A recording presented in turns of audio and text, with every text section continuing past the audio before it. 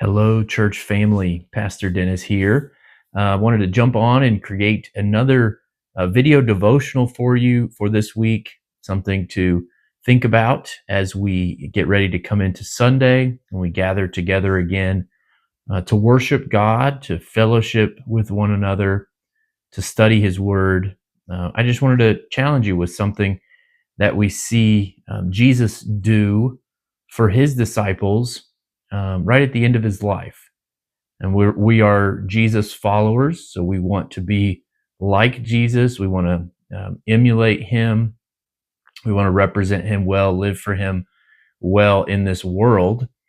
So there's some things that we need to look at, think about that He said and did, and how those apply to our lives. So in John chapter 13, this is right before Jesus's betrayal, His arrest. He's spending some time with his inner circle, with the 12 apostles, and it says this in John chapter 13.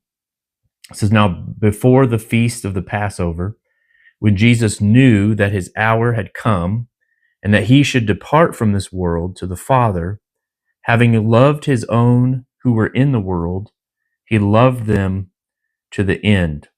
And supper being ended, the devil having already put it into the heart of Judas Iscariot, Simon's son, to betray him, Jesus, knowing that the Father had given all things into his hands, and that he had come from God and was going to God, rose from supper and laid aside his garments, took a towel and girded himself. After that, he poured water into a basin and began to wash the disciples' feet and to wipe them with the towel with which he was girded." So Jesus is coming to the end of his life, his earthly life. He knows that his time is getting near, that he's getting ready to be crucified, be buried, be resurrected, and then go back to the Father. So his time to pour into these men, these disciples, to teach them a little bit more is getting shorter. And so what does he do? They're at the Passover, they're eating the Passover meal or getting ready to eat it. And as was a custom in their time, usually when you entered a house from being outside in the streets, you would wash your feet, or a servant or a slave of the household would wash your feet. It was just a means of cleanliness, just a means of propriety. And so Jesus takes this opportunity, recognizing that none of them have washed their feet and nobody has done that for them.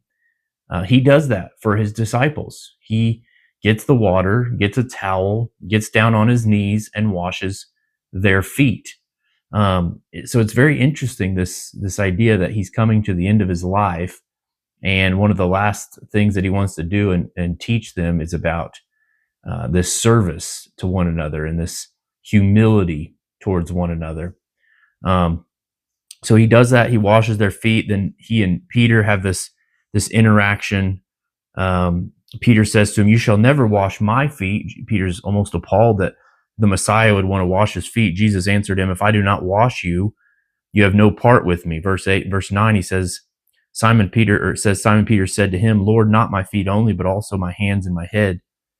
Jesus said to him, "He who is bathed needs only to wash his feet, but is completely clean. And you are clean, but not all of you." So Peter's, again, like I said, appalled with what's going on, doesn't think Jesus should wash his feet. Jesus says, I have to wash your feet, or I'm going to wash your feet, or you have no part with me. And it goes on in verse 12. "So when he had washed their feet, taken his garments, and sat down again, he said to them, 'Do you know what I have done to you?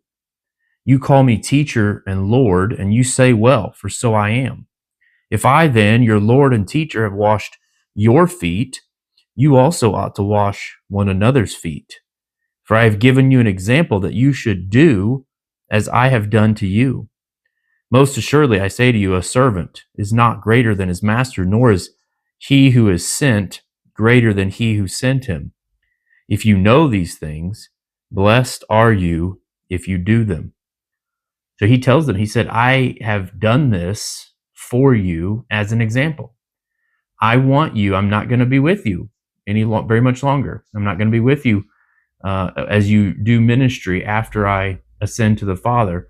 He's saying, I've done this for you as an example because this is how you are to live in relation to one another, that you are to serve one another, and that you are to be humble toward one another.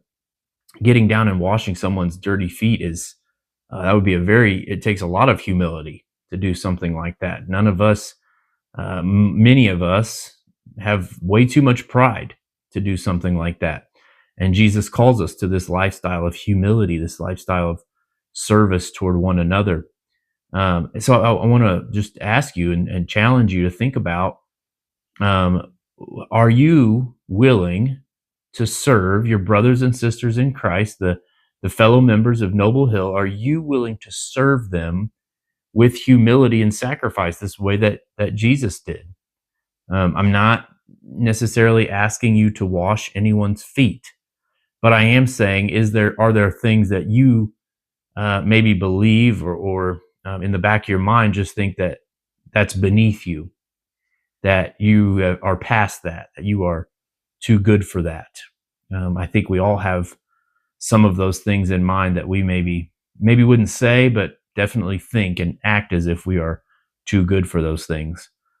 So are you willing to serve your brothers and sisters with humility in the way that Jesus served his disciples here? Another thing I think we need to think about is, are you too prideful to receive people's service of you? Peter was saying, "Not God forbid, or you shall never wash my feet." He was saying, "No, I don't. I don't deserve this. You shouldn't do this for me." And that can be a pride issue as well. When we can say, "No, I want to serve, but no, I don't want anyone to serve me." As brothers and sisters in Christ, we all need to serve one another, and we all need to be served by others. So let me challenge you to think about that. The last thing that I just want to point out that Jesus said there in verse 17, he said, if you know these things, blessed are you if you do them. He's saying, if you understand what I'm saying about this sacrificial service from humility, if you know these things, blessed are you if you do them. Saying it's not enough just to know this information and to say, yes, I affirm that. I believe that that's true. We have to actually do it. We have to put it into practice. And when we do, then we're blessed by God. Then God really does bless us in just supernatural ways that we can't even begin to understand apart from our obedience and the doing of what we know to be right. So let me challenge you to think about, how can you humbly, sacrificially serve your brothers and sisters at Noble Hill? When someone tries to serve you or attempts to serve you, receive that service. Be thankful. Be humble enough to say, thank you for doing that. I appreciate that. I acknowledge your service, your humility. And the importance is doing it, not just saying, yes, I believe that this is true, but actually doing what we know is right and serving one another. So as we come into Sunday, think about, how can you serve your family at Noble Hill? I pray that this maybe challenges you, helps you understand a little bit better about this attitude of service we're to have that came from Christ, that he exemplified for us. God bless you, and we look forward to seeing you on Sunday.